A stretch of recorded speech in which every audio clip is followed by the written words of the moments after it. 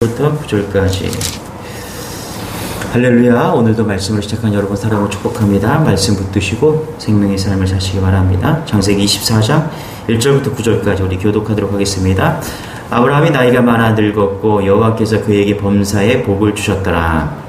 아브라함이 자기 집 모든 소유를 맡은 늙은 종에게 이르되 정하건대 내 허벅지 밑에 내 손을 넣어라. 내가 너에게 하늘의 하나님 땅의 하나님이신 여호와를 가리켜 맹세하게 하노니 너는 내가 거주하는 이 지방 가나안 족속의 딸 중에서 내 아들을 위하여 아내를 택하지 말고 내 고향 내 족속에게로 가서 내 아들 이삭을 위하여 아내를 택하라. 종이 이르되 여자가 나를 따라 이 땅으로 오려고 하지 아니하거든 내가 주인의 아들을 주인이 나오신 땅으로 인도하여 돌아가리이까. 아브라함이 그에게 이르되 내 아들을 그리로 데리고 돌아가지 아니하도록 하라. 하늘의 하나님 여호와께서 나를 내 아버지 집과 내 고향 땅에서 떠나게 하시고 내게 말씀하시며 내게 맹세하여 이르시기를 이 땅을 내 씨에게 주리라 하셨으니 그가 그 사자를 너보다 앞서 보내실지라. 내가 거기서 내 아들을 위하여 아내를 택할지니라. 만일 여자가 너를 따라오려고 하지 아니하면 나의 이 맹세가 나와 상관이 없나니 오직 내 아들을 데리고 그리로 가지 말지니라. 같이 시작. 그 종이 이에 그의 주인 아브라함의 허벅지 아래에 손을 넣고 이 일에 대하여 그의 맹세하였더라. 아멘. 자, 우리 어제 23장과 24장 완전히 다른 분위기인데요. 23장에서는 장례식이 있었죠. 사라의 죽음이 있었고 장례식이 있었다. 그리고 24장에서는 결혼식이 준비되고 있습니다. 23장에서 슬픔의 이별의 슬픔이 있었다면은 24장 만남의 기쁨이 있습니다. 아브라함이 늦게 나와서 그런지 이삭이 결혼하기 전에 사라가 죽었습니다. 다 잘 살고 들어왔는데 늙어서 죽었는데 이제 결국은 아들의 결혼식을 보지 못하고 죽었다. 아브라함의 나이가 140 정도 되었습니다. 이삭을 100세에 낳았으니까 이삭의 나이도 40세 정도 되었다라는 것이죠. 24장은 아브라함의 생애 가운데 마지막 이제 그가 해야 될 혼인에 대해서, 아들의 혼인에 대해서 이야기를 하면서 여기에 영적 원리가 있다는 것이죠. 믿음이 있다는 것이죠. 오늘 이걸 통해서 우리가 좀 은혜를 나누기를 원합니다. 여러분, 우리는 이런 생각을 해요. 그 정해진 길이 있다라고 생각을 합니다. 정해진 길이 있다. 그래서 신앙생활이라는 게 뭐냐면 하나님이 다 정해놓은 길이 있어. 그렇죠? 그래서 그 길을 가야겠다. 굉장히 숙명론적입니다. 예를 들어서 내가 가야 할 학교가 있다라고 생각을 해요. 내가 만나야 할 남자가 있다라고 생각을 합니다. 그래서 그 학교를 찾고 그 남자를 찾는데 그게 아니면 잘못되었다고 생각할 수 있다는 거예요. 자, 그런데 여러분 한번 생각해 보세요. 이런 식으로 우리가 신앙생활을 하다 보면 이게 뭐 점쟁이랑 다를 게 뭐가 있습니까, 여러분? 그렇지 않습니까, 여러분? 점쟁이들이 주로 하는 것이 뭐냐면 운명이 정해져 있다 이렇게 하지 않습니까? 별자리, 사주팔자, 그게 왜 나쁜 겁니까? 정해져 있다는 거예요. 정해진 틀 안에서 숙명론을 받아들이는 거죠. 정해진 게 뭐가 정해졌습니까, 여러분? 그렇지 않다라는 거예요. 하나님의 인도하심에 대한 오해 중에 가장 큰 오해가 바로 이런 것이죠.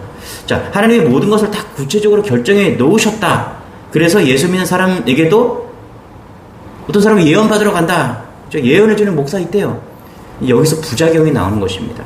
여러분, 오늘 말씀이 하나님의 인도하심이 어디까지이고 우리가 선택해야 될 것이 무엇인지를 보여주고 있다는 것입니다. 여러분, 하나님은 우리의 인생을 정해주신 것도 있어요. 그러나 무엇을 정해줬냐면 기준을 정해주셨습니다. 큰 기둥 같은 기둥을 딱딱 정해주셨어요. 성경이 그런 것입니다. 기둥을 정해줬고요. 우리가 그 기준을 가지고 선택할 수 있는 것, 그것을 자유의지라고 합니다. 오늘 그것을 배우자 고르는 그것을 통해서 잘 보여주고 있습니다. 자, 오늘 24장 그 기준, 하나님이 어디까지 기준을 정해주시고 우리가 무엇을 선택해야 되는지 그것을 좀 우리 나누기를 원합니다. 자, 우리 3절 4절입니다. 같이 한번 읽어볼게요. 시작. 내가 너에게 하늘의 하나님 땅의 하나님이신 여호와를 가리켜 맹세하게 하노니 너는 내가 거주하는 이 지방 가나안 족속의 딸 중에서 내 아들을 위하여 아내를 택하지 말고 내 고향 내 족속에게로 가서 내 아들 이삭을 위하여 아내를 택하라. 그렇죠? 지금 아브라함이 지금 24장 전반부에서는 엘리에셀이라는 종을 통해서 이삭의 아내를 찾아와라. 그렇죠? 그러면서 세 가지를 정도 지침을 줍니다. 기준을 줍니다. 근데 결혼이지만 이것이 꼭 결혼에 속하는 것은 아니고요. 사업에도 속하고 가정에도 속하고 우리가 어떠한 일을 결정할 때 이런 시퀀스, 지침의 시퀀스를 가지고 나아가면 하나님께서 약속을 성취하신다. 그리고 하나님의 이 기준 가운데 우리가 선택할 수 있는 길이 열린다는 것이죠. 첫 번째로 이런 거예요. 뭐냐면 하나님의 이삭을 준비해 놓으셨다. 그렇죠? 하나님의 이삭을 위해서 준비한 아내가 있다. 이것을 믿으라는 것입니다. 그러니까 처음에 우리가 선택해야 될 게 뭐냐? 믿음이라는 거예요. 믿음. 우리가 무엇을 하든 어떤 큰 사업을 하든 내가 결혼을 하든 어떤 사건이 있을 때마다 믿음이라는 것이 작동이 된다는 것이죠. 여기서는 하나님이 이삭을 위해서 그의 아내를 준비해 놓은 것을 믿어라. 이 믿음이 작동되는 것이죠. 여러분, 성도가 어떤 일을 할 때 믿음으로 바라보고 믿음으로 구하고 믿음으로 나아가는 것이 중요하다는 거예요. 아들을 장가를 보내려고 하는데 거기에 믿음이 되어야 되겠죠. 그것이 뭐냐면 아브라함은 아들의 이삭을 위해서 하나님께서 준비했다. 그래서 뭐라고요? 그 여자 역시 가나안 땅에서 찾는 것이 아니라 고향 땅에 가서 선택을 하라. 준비된 믿음의 여자가 있으라. 거기서 선택을 하라. 이렇게 하고 있다는 것이죠. 한번 볼게요. 7절도 다시 한번 읽고 시작. 하늘의 하나님 여호와께서 나를 내 아버지 집과 내 고향 땅에서 떠나게 하시고 내게 말씀하시며 내게 맹세하여 이르기를 그 이 땅을 내 씨에게 주리라 하셨으니 그가 그 사자를 너보다 앞서 보내실지라 내가 거기서 내 아들을 위하여 아내를 택할지니라. 그렇죠? 여러분 7절을 보면은 창세기 12장이 생각나야죠. 그렇죠? 처음에 하나님께서 아브라함을 부르실 때 본토 집을 떠나려고 할 때 지시한 땅으로 가라. 그렇죠? 그럴 때 아브라함은 어떻게 했습니까? 믿고 따라갔죠. 자, 그래서 지금 뭐라고 그런 거예요? 거기 가서 고향에 가서 찾으라는 거예요. 가면은 나랑 똑같이 하나님께서 나를 부르셨던 것처럼 부르시면 그 믿음에 반응할 수 있는 여자가 있을 것이다라는 그 믿음을 가지고 가라는 거예요. 여러분 그렇지 않습니까? 하나님의 음성을 듣고서 떠날 수 있는 믿음. 아브라함이 그렇게 떠나왔잖아요. 그렇게 가나안 땅을 떠나왔잖아요. 즉 그렇게 가서 그렇게 그 여자를 찾으면 그 여자는 반드시 하나님의 음성을 듣고서 어떻게 해요? 믿음으로 그것을 떠나올 것이다. 따라올 것이다. 라고 지금 믿고 있는 것이죠. 믿음 있는 여자를 선택하라. 그렇죠? 하나님의 음성을 들을 수 있는 여자를 선택하라. 이렇게 이야기하고 있다는 것이죠. 여러분 여기에 한 가지 메시지가 있는 것이죠. 우리가 무언가를 선택할 때 첫 번째로 돈 많은 여자, 돈 많은 것을 돈을 쫓아가지 마라. 그렇죠? 또 한 가지 학력 있는 여자 아니죠. 하나 지금 가면은 좋은 학교 나온 여자가 있다 이렇게 말하지 않잖아요. 그렇죠? 믿음이 하나님의 음성을 들을 수 있는 여자, 학력 좋은 여자가 아닙니다. 외모가 출중한 여자를 찾아라 그렇게 말하지 않았잖아요. 고향으로 가서 아름다운 여자를 찾아라 이렇게 말하지 않았어요. 지금 무엇을 찾아라? 믿음의 여자를 찾아라. 여러분 우리가 무엇을 하든 믿음이 중요합니다. 여러분 자녀를 키울 때도 그렇고요, 사업을 할 때도 그렇고요, 가정을 이끌어갈 때 가장 중요한 게 뭐냐? 믿음의 시선으로 가라는 거예요. 다른 게 아닙니다. 여러분 믿음이 가장 중요하고 믿음이 이기는 것입니다. 우리가 왜 삽니까? 이 땅에서 여러분 돈 많이 벌려고 아니잖아요. 좋은 여자랑 결혼하기, 학력 좋은 여자랑 학력 좋은 남자랑 결혼하기 사는 거예요?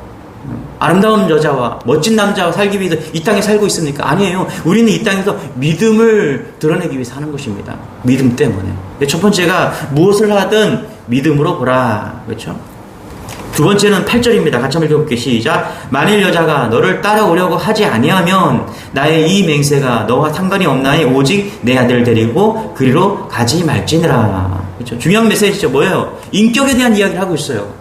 순종에 대한 이야기를 하고 있다는 것이죠. 아브라함의 고향으로 가서 여자를 만나 따라오려고 이야기를 하면은 물었을 때 거절한다면 데려오지 말라라 이렇게 이야기하고 있다는 것이죠. 하나님의 뜻을 알고도 순종치 않는 성품을 가진 여자, 그 여자는 이삭의 배우자가 될 수 없다. 그래서 하나님께서 적극적으로 말씀하셔서 아브라함이 경험한 게 그거잖아요. 따라와라. 그렇게 따라갔잖아요. 그런 여자 있을 것이다. 그게 믿음이에요. 또 그런 말을 들었을 때 이거 하나님의 음성이구나 딱 들었을 때 순종할 수 있는 여자. 인격이죠. 인격. 순종이 곧 인격이 되잖아요. 또 14절에 한번 읽어볼게요. 14절 시작. 한 소녀에게 이르기를 청하건대 너는 물동이를 기울여 나로 마시게 하라 하리니 그의 대답이 마시라 내가 당신의 낙타에게도 마시게 하리라 하면 그는 주께서 주의 종 이삭을 위하여 정하신 자라 이로 말미암아 주께서 내 주인에게 은혜 베푸심을 내가 알겠나이다. 그렇죠? 뭐예요?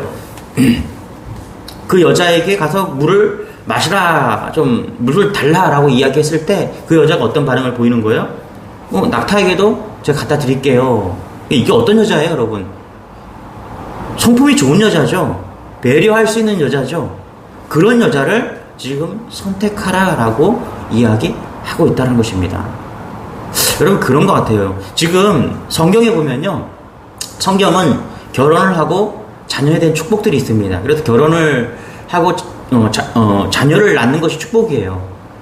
요즘 뭐 어제도 어떤 이제 전도 때문에 같이 이렇게 만나서 식사를 하는데 그 자녀들이 37살인데 결혼을 했는데 자녀를 안 낳기로 결정을 했대요.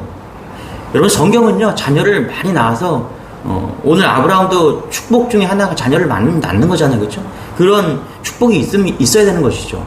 또 한 가지는 뭐냐면 결혼에 대해서 오늘 뭐 이야기를 하는데 이런 거예요. 남자가 여자에게 지금 프로포즈를 하는 거예요. 그죠? 그렇지 않습니까, 여러분? 이 성경적인 거예요. 요즘 세대가 뭐 여자들이 조금 이렇게 드센 감정 표현이 되게 뭐 너도 나도 감정 표현을 하고 막 그래서 남자와 여자가 막 동등된다고 그래서 여자가 남자에게 막 프로포즈를 하고 막 그러잖아요.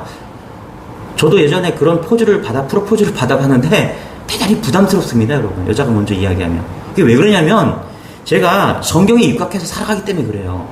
성경에는요 분명히 남자가 먼저 프로포즈를 하라고 이야기를 하고 있는 거, 이게 지금 그거잖아요. 그리고 여자는 뭐냐면 그 프로포즈를 선택할 수 있는 권리가 있는 거예요. 이게 질서입니다. 이 영적인 질서예요. 그래서 하나님께서 가정을 만드시고 교회를 만드실 때 영적인 흐름의 질서가 있는 거예요. 그래서 뭐 요즘에 뭐 동등을 많이 외치는데 여러분, 남자와 여자는 다릅니다. 동등의 개념이 세상에 지금 말하고 있는 그런 동등의 개념이 다른 거예요.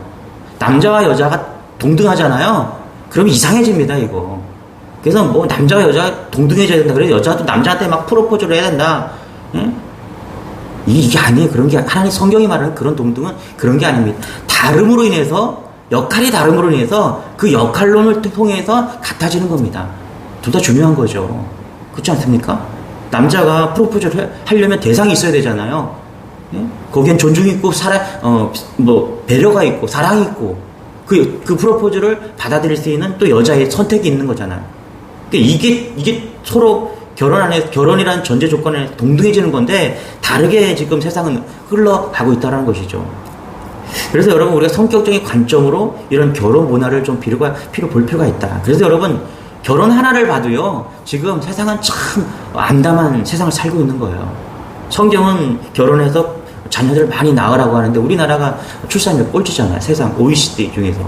그러니까 우리나라가 지금 문제가 있는 것이죠. 여러분, 기도해야 됩니다. 자녀 많이 낳아야 돼요. 그런 순종적인 여자를 선택하라. 내가 프로포즈했을 때 예스하고 따라올 수 있는 그런 인격적으로 갖춰진 여자를 선택하라. 그것을 이야기하고 있는 것이죠. 여러분, 우리가 어떤 사업을 할 때, 우리가 뭐 가정에서나 사업을 하고 또 직장에 생활을 할 때 마찬가지입니다. 인격적으로 순종할 수 있는, 이 순종한다는 게 뭐예요? 문제가 다툼이 없고 그냥 순리대로 하나님이 원하시는 대로 따라올 수 있는 그것을 이야기하고 있지 않습니까? 우리가 사업을 하는데 막 무리하게 해서 막 다툼이 생기고 어려움이 있고 이런 거 하지 말라는 거예요. 결혼도 마찬가지입니다. 순리대로 진행될 수 있도록 물 흐름 되시듯이 진행될 수 있는 그런 순종적인 인격적인 여자를 만나서 결혼해라. 지금 그 얘기하고 있다는 것입니다. 평안이죠, 평안. 그죠? 감사죠, 은혜죠. 12절입니다. 같이 읽어볼게요. 시작. 그가 이르되 우리 주인 하나님의 아브라함의 하나님 여호와여 원하건대 오늘 나에게 순조롭게 만나게 하사 내 주인 아브라함에게 은혜를 베푸시옵소서. 여기 보면은 그 종 엘리에셀이 지금 뭐 하고 있어요? 기도하고 있습니다. 기도했어요. 선택할 때 믿음이 필요하다. 그 다음에 뭐라고? 순종할 수 있는 준비하신 그 믿음이 필요하고 순종이 필요하다. 그렇죠? 순종이 있어야 된다. 세 번째는 뭐냐면 우리가 뭔가를 선택할 때 기도가 있어야 된다. 그렇죠? 여러분, 믿음으로 선택하십시오. 무슨 이 사업을 해야 될까 말아야 될까? 믿음으로 기도하십시오. 그러면 순종하다 보면은 거기에 뭐랄까요? 평안이 있습니다. 이것이 무언가를 선택할 때 기준이라는 것입니다. 여러분 잘 보세요. 하나님께서는 이것이 기준을 딱 정해주세요. 여기까지. 하나님이 하신 것은 여기까지예요.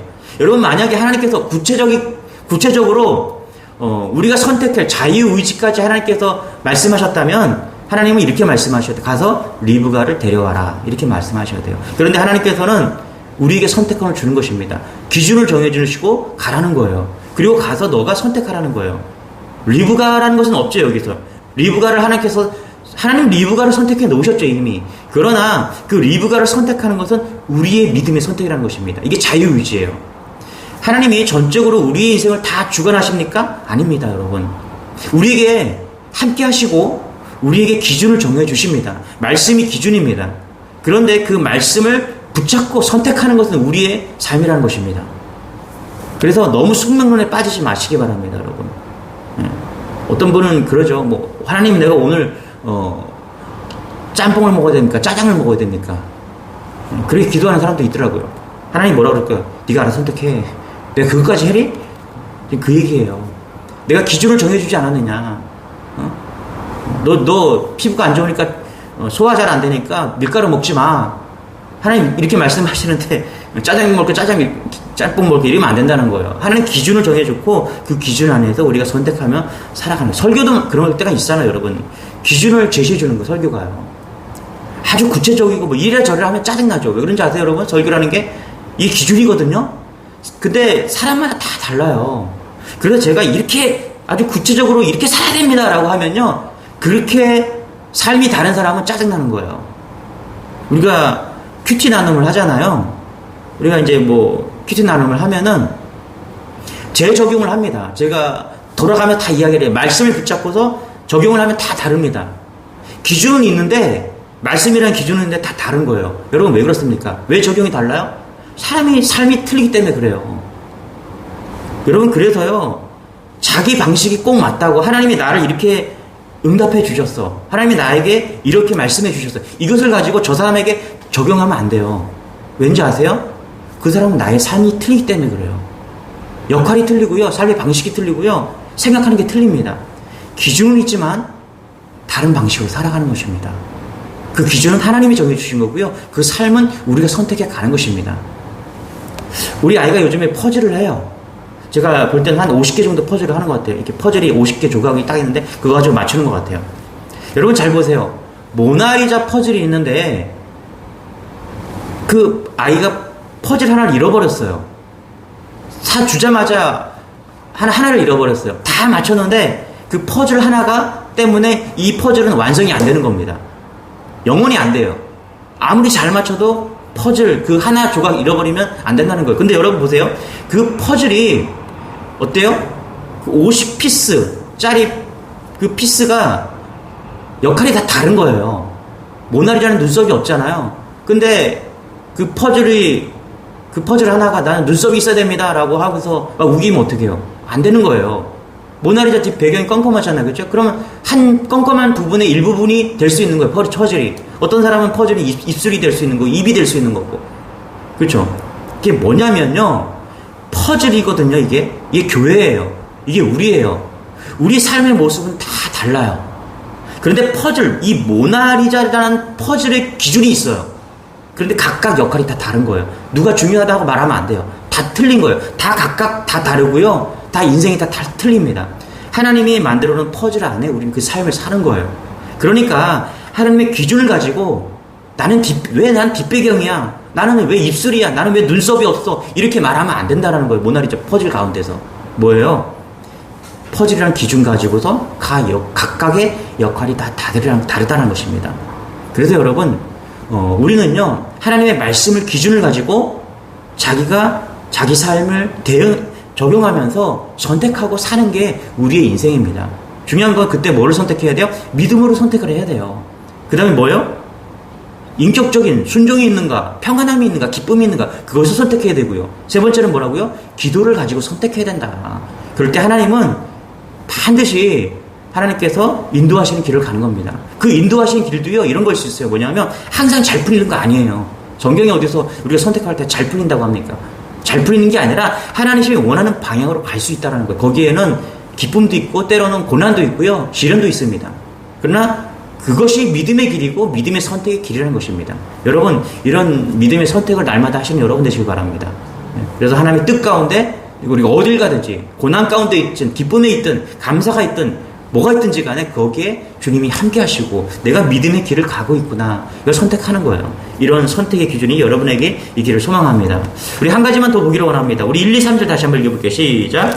아브라함이 나이가 많아 늙었고 여호와께서 그에게 범사에 복을 주셨더라. 아브라함이 자기 집 모든 소유를 맡은 늙은 종에게 이르되 청하건대 내 허벅지 밑에 내 손을 넣어라. 3절. 내가 너에게 하늘의 하나님 땅의 하나님이신 여호와를 가리켜 맹세하게 하노니 너는 내가 거주하는 이 지방 가나안 족속의 딸 중에서 내 아들을 위하여 아내를 택하지 말고. 여기 보니까 이 종이 누굴까 좀 생각해 봤어요. 아브라함이 나이가 늙었고요. 지금 사라를 이르브가를 선택해 와라. 이삭의 딸을 아내를 데리고 와라고 할 때 이 믿음의 종을 보내고 있는 것이죠. 이 종이 누군가, 이 늙은 종이 누구냐면 창세기 15장 2절에 나오면 엘리에셀입니다. 엘리에셀.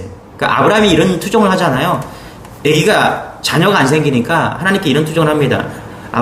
아브라함이 이르되 주 여호와 무엇을 내게 주시려 하시나이까? 나는 자식이 없사오니 나의 상속자는 이 다메섹 사람 엘리에셀이니이다. 그렇죠?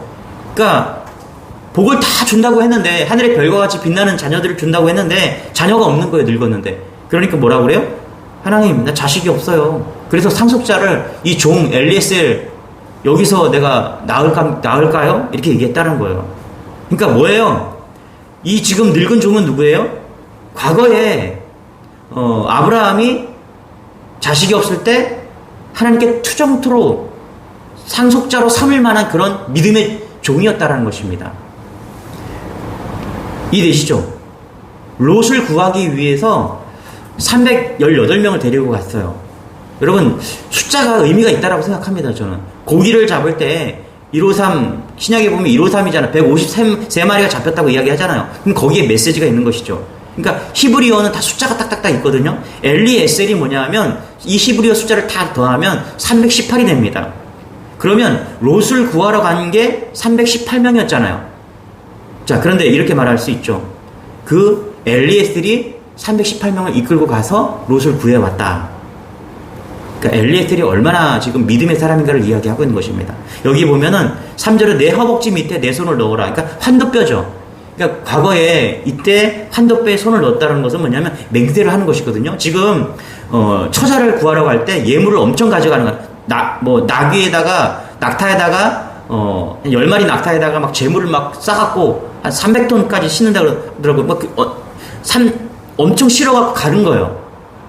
10마리를 데리고서. 그럼 그걸 죽어서 이제 아내를 데려오는 거잖아요. 그러면 그 가져가다가 어떻게 해요? 도망칠 수도 있잖아요. 그렇죠? 이런 걸 가지고서 지금 약속을 하고 보내는 것입니다. 저는 이런 생각이 들었어요. 이 엘리에셀의 믿음이 참 좋구나. 여러분 보세요. 과거에 이삭의 그 상속자가 될 뻔했어요. 농담식으로 아브라함이 기도했지만 이삭이 없기 때문에 상속자가 될 뻔도 했었어요. 자, 그런데 지금 뭐라고요? 이삭의 아내를 데리러 가는데 그 종이 쓰임 받고 있는 거예요. 저는 이 엘리에셀이 믿음이 참 좋았다고 생각합니다. 이 늙은 종 엘리에셀의 믿음이 상당히 아브라함의 수족처럼 그렇게 쓰임 받고 있다라고 생각을 합니다. 왜 그럴까요?